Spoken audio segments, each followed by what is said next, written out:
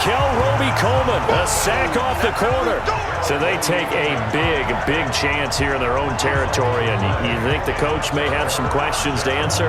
Yeah, and, normally we focus on the media, right, the social media barrage that he's going to get for this one. How about on his own sideline and in his locker room? Because I think the team's going to look at him like, Coach, why would we go for it there? I mean, no confidence in the defense.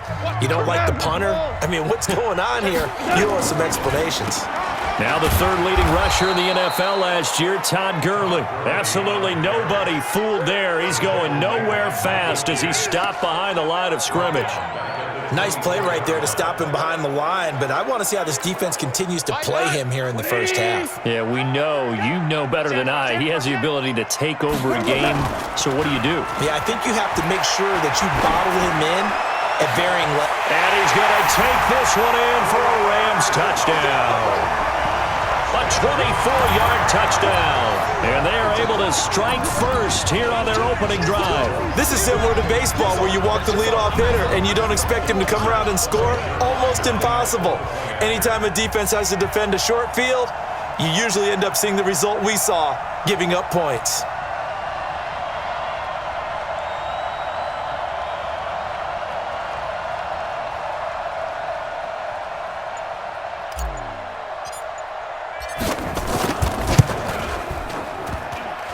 And his kick is no good. An inauspicious start here.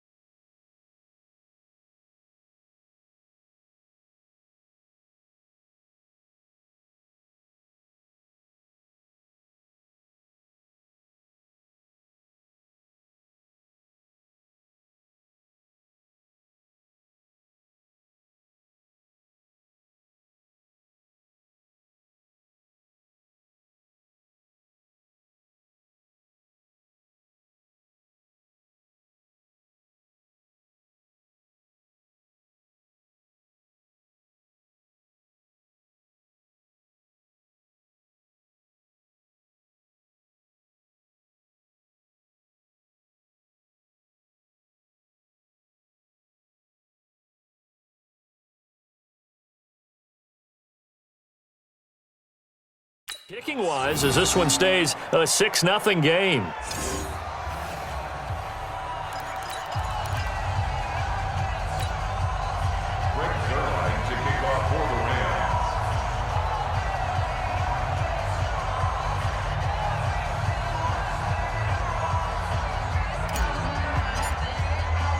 Now he's back out there to boom this one away, maybe with some frustration after the PAT miss. And this will be a touchback as that sails over the end line. Baltimore taking the field again here, and as we mentioned earlier, getting the win over San Fran this past week to get to 10-2. That's now 8 straight victories for the Ravens. That's a new franchise record. And you mentioned that they are going to have their, in all likelihood, their second consecutive division crown in the AFC North. Last year, they barely got it at the end of the season. They've got a full 3-game lead this year. Yeah, they could cruise to the title. It won't be easy because they have to go to Buffalo next. And Buffalo has to have that game in order to keep pace in the wild card race, and they're playing. And a big loss here as he's taken down. Clay Matthews, a sensational effort by him, and that is one of the biggest losses you'll ever see on a sack. And that is the 3rd sack this offensive line has allowed this first quarter. Yeah, that puts him on pace. Let me do the rudimentary math here. To be sacked 12 times in a game, I know he's not going to go for that. I wonder if it's going to reshape what they decide to do on offense in terms of play call. Well, I can tell you what, when he popped up, shaking his head, frustrated right now behind center. This pass into the arms of Snead, and they'll get him down right around the 11-yard line. And they'll get 9 there as that sets him up better for 3rd down.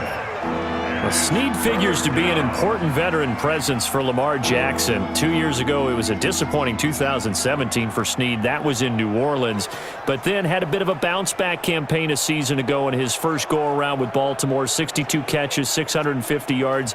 Did have surgery in the offseason on his left index finger, but back to full health and ready to go.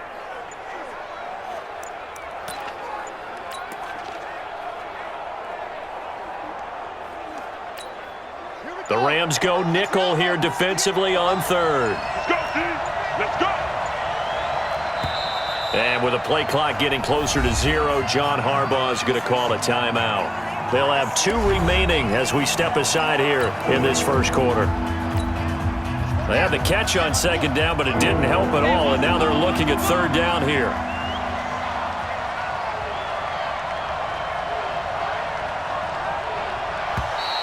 Now contact up front as penalty markers come in. Who is this against?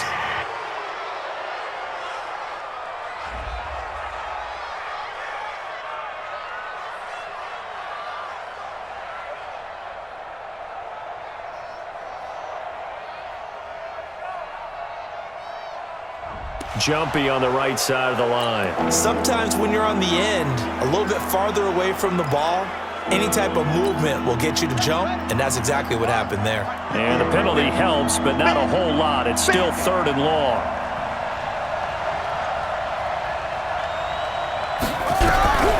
From the gun, it's Jackson. And he's going to be brought down. Back at his own 6-yard line. Clay Matthews able to get in there for his 2nd sack of the afternoon. I'm starting to feel for that quarterback back there. I mean, you know me. Normally, don't have a lot of empathy for the QB, right? In this case, definitely. He's been on constant duress this entire game. I don't know how he's surviving back there. And to think, there's still a long way to go in this. And he fires one that's intercepted. Picked off by the Pro Bowler, Marcus Peters. And they will take over at the 26-yard line. I think that interception happened for 2 reasons. Quarterback gets outside the pocket and panics a little bit, and receiver doesn't make sure he's absolutely in an open spot. So there's a guy lurking, took the ball from him. Yeah, so don't wave your arms, right, as a receiver if you're not wide open. Got to know that you're open. Otherwise, just don't do it. Like 20. Watch the screen. Watch the screen. Okay. After the interception, here's Gone. And this is going to be in trouble, and the ball's out. It's in the end zone loose. And this will be scooped up in the end zone. A defender gets there, and it's a touchdown. Now a 2nd timeout called for by the defense. So as they take it over, we step aside.